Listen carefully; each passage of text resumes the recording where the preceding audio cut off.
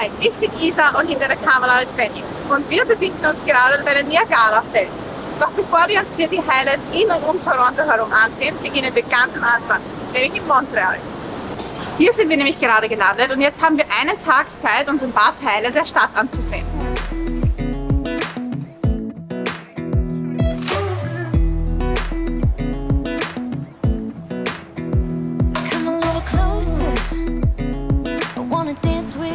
Montreal ist die zweitgrößte Stadt Kanadas mit ungefähr 4,5 Millionen Einwohnern.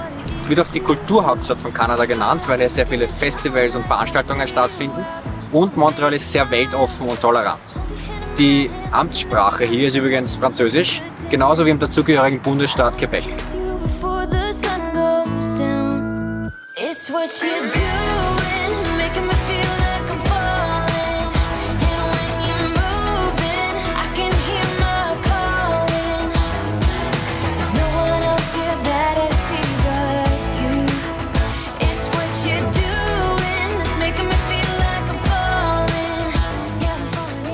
Mitten in der Stadt, nur ein paar Minuten von den letzten Wohnhäusern entfernt, befindet sich der Mount Royal. Der ist namensgebend für die Stadt Montreal und er stammt vom selben Landschaftsdesigner wie der Central Park in New York.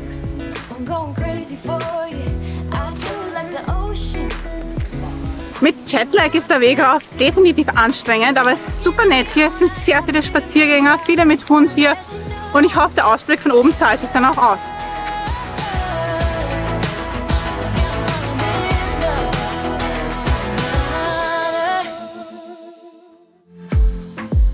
I saw the city passing by my window. Was in the crowd, but I felt so alone. Mile End ist ein Viertel in Montreal, das vor allem als künstlerisches Stadtteil bekannt ist. Hier gibt es zahlreiche Boutiquen, Designerwerkstätten und Cafés. Wir sind aber aus einem anderen Grund hier. Hier gibt es nämlich die Fairmont Bagel Bakery hinter mir und die hat eine riesen Auswahl an Bagel. Bagels sind in Kanada nämlich auch sehr, sehr beliebt und das werden wir jetzt mal testen. Im Gegensatz zu den amerikanischen Bagels, die wir ja auch schon gekostet haben, sind die hier in Montreal viel kleiner, dünner, fester und auch süßer. Und sie sind immer im Holzofen gebacken. In Montreal gibt es auch eine Untergrundstadt. Das ist ein Tunnelnetzwerk, das unterirdisch mehrere Gebäude miteinander verbindet.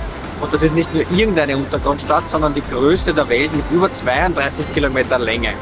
Das Ganze wurde deswegen gebaut, damit sich die Bewohner hier auch im harten Winter unterirdisch in der Innenstadt fortbewegen können.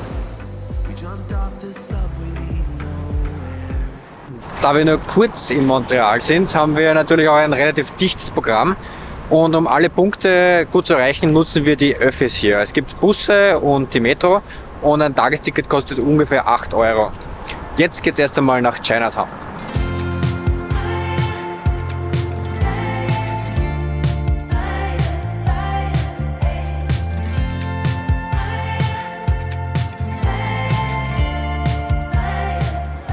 Ein weiteres sehr beliebtes Stadtviertel, wie man vielleicht schon hinter mir erkennen kann, ist Chinatown. Hier gibt es viele kulturelle Einrichtungen und auch ganz viele leckere Restaurants. Bei uns ist es gerade Mittag, das trifft sich super. Wir suchen uns jetzt nämlich gleich ein Restaurant her.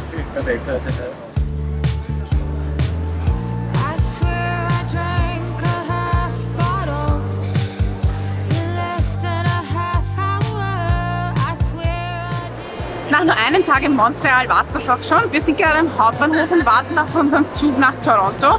Und die Fahrt nach Toronto wird etwa 4,5 Stunden dauern. Good morning everyone, my name is Tatiana, the service manager on board today on behalf of the Air Canada. Please crew welcome on board train number 65 on the way to Toronto. Einen schönen guten Morgen, es ist 5:30 Uhr in der Früh und dank des Jetlags fällt uns das Aufstehen auch noch relativ leicht.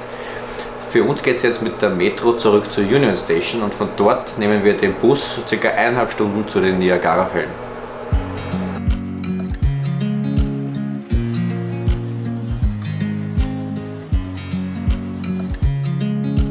Die Niagara-Wasserfälle sind die wohl populärste Sehenswürdigkeit hier in Kanada.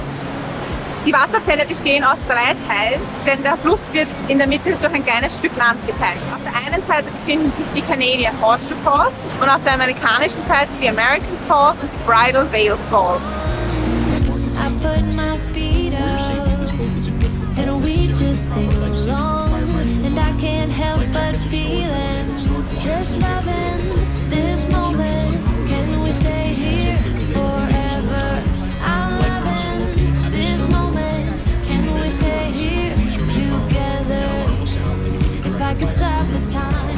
Die Aussicht von oben auf die Niagara-Fälle ist ja schon phänomenal. Aber zu einem richtigen Besuch hier gehört auf jeden Fall auch eine Bootsfahrt.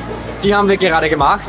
Und was soll man sagen, das war einfach nur genial. Eine Once-in-a-Lifetime-Situation. Ein kleiner Tipp noch, wenn ihr im Vorfeld lest, dass ihr trotz Regenponcho nass werden solltet, das stimmt wirklich, wir sind komplett nass.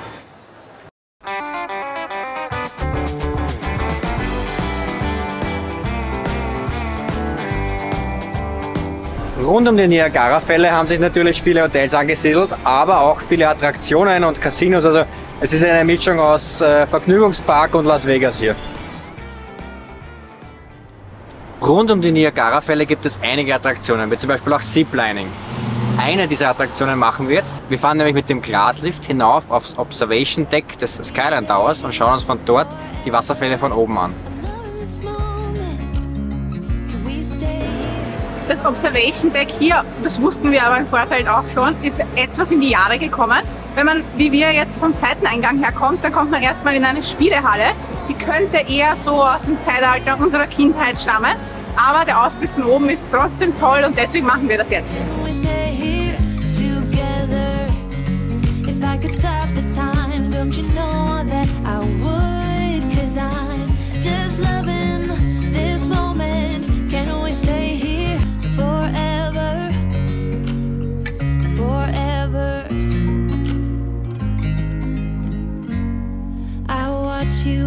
You drive. Do you know I'm looking? Nach einem wirklich ausgezeichneten Frühstück, wir haben uns wieder Bagels geholt, wie könnte es anders sein, machen wir jetzt etwas, was wir noch nie gemacht haben. Ich glaube, das gibt es auch in Österreich so gar nicht. Wir gehen nämlich zum Puppy Yoga. Und ob wir da viel Kontakt mit Hundewelpen haben, das seht ihr gleich.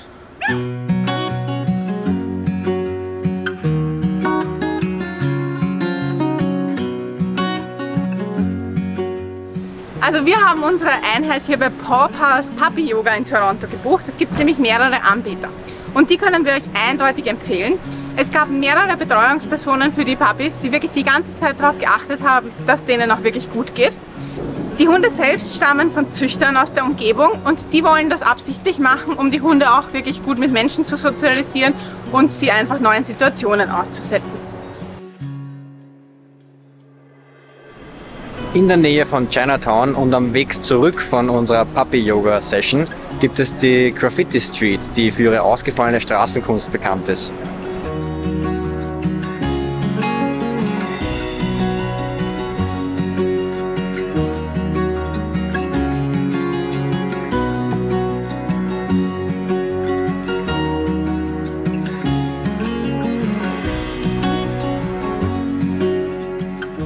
Das Toronto Sign, das wir uns jetzt nächster ansehen wollten, ist normalerweise sicher auch touristisch, aber heute ist besonders viel los, weil heute ist nämlich ein japanisches Dragon Festival hier.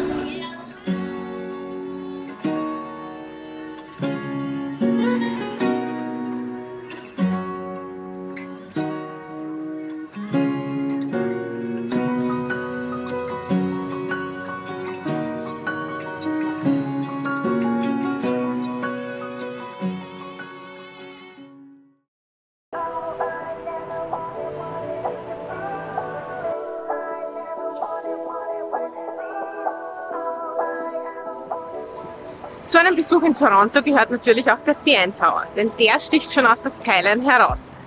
Bis 2007 war er das höchste Gebäude der Welt. 6 gläserne Außenaufzüge bringen einen in atemberaubender Geschwindigkeit nach oben auf die Aussichtsplattformen. Den Lookout in 346 Meter Höhe erreicht man in weniger als einer Minute. Dank der hohen Fenster hat man einen tollen Ausblick auf die Stadt und bei klarer Sicht sieht man sogar bis zu den Niagara-Fällen.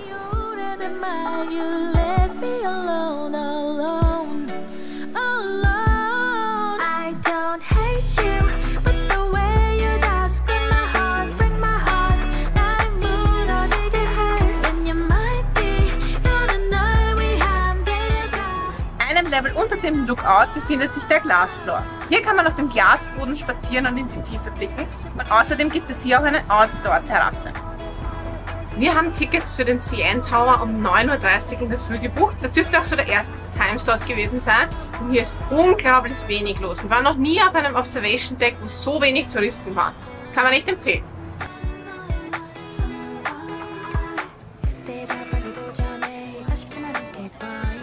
direkt vor Downtown Toronto liegt eine kleine Inselgruppe im Lake Ontario, die man sehr gut mit der öffentlichen Fähre oder auch mit Taxibooten erreicht. Hier gibt es verschiedene Imbisse, eine Art Vergnügungspark oder auch einen öffentlichen Strand. Wir sind aber aus einem anderen Grund hier und hier hat man nämlich einen wunderschönen Ausblick auf die Skyline von Toronto. I don't hate you, but the way you just grip my heart, break my heart. 나의 무너지게 해. And you might be 여는 널 위한 데려가. 이제 나가와. Oh, I never wanted us to be. Unsere Tage in Montreal und hier in Toronto sind wieder wie immer viel zu schnell vergangen. Aber Gott sei Dank ist es erst der Beginn unserer Kanada-Rundreise. Wir fliegen nämlich morgen von Toronto nach Calgary, borgen uns einen Mietwagen aus und fahren dann in die Rocky Mountains. Auf das freuen wir uns schon ganz besonders. Und das alles seht ihr im nächsten Video. Falls euch dieses Video gefallen hat, lasst uns gerne ein Like da und über ein Abo auf unserem Kanal würden wir uns ganz besonders freuen. Bis bald! I don't hate you, but the way you just grip my heart, break my heart. 나의 무너지게 해. And you might be 여는 널 위한 데려가. 이제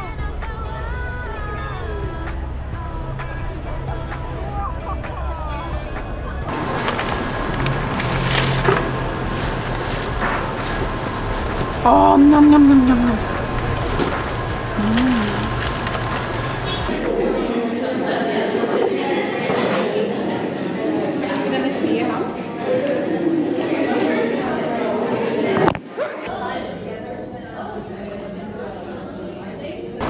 So, den Rest kann ich nicht auswendig.